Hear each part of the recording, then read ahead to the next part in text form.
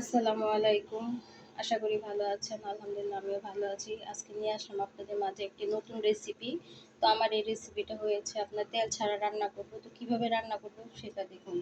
তো আজকে আমি যে সবজিগুলো নিয়েছি, এখানে নিয়েছি আমাদের গাছের বেগুন আর সাজনা আর ছোট আলু। এখন আমি কিভাবে তেল ছাড়া রান্না করব তো আমার ভিডিওটা দেখতে থাকুন আপনারা। প্রথমে আমি এখানে পানি অ্যাড করব। প্রথমেই পানি দিব। এই যে পানি দিলাম। এখন আমি এর সাথে দিয়ে দিব হলুদের গুঁড়া। আচ্ছা, হলুদের গুঁড়া দিয়ে দিলাম। এখন আমি দিয়ে দিব মরিচের গুঁড়া। একটু ঝাল হবে তরকারিটা, শুটকির তরকারি তো। তারপর দিয়ে দিব এখানে লবণ, পরিমাণ মতো লবণ দিয়ে দিব।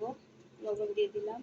এখন আমি দিয়ে দিব কাঁচামরিচ কাটা, যে কাঁচামরিচগুলো দিয়ে দিলাম।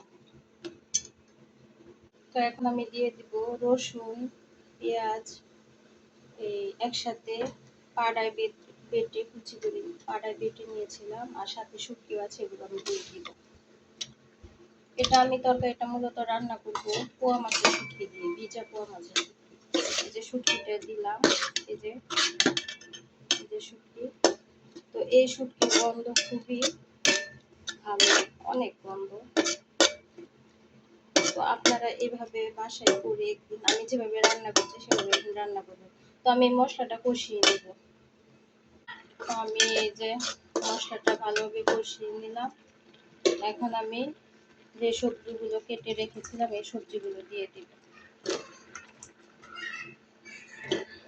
তো আমার সবজিগুলা দিয়ে দিলাম।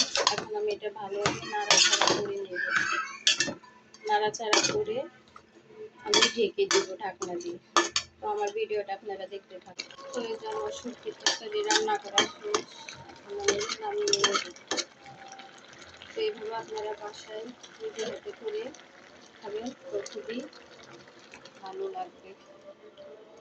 তো আমার ভিডিওটা যদি ভালো লাগে অবশ্যই একটা লাইক কমেন্ট শেয়ার করে দিবেন। তো ভালো থাকবেন। আল্লাহ হাফিজ।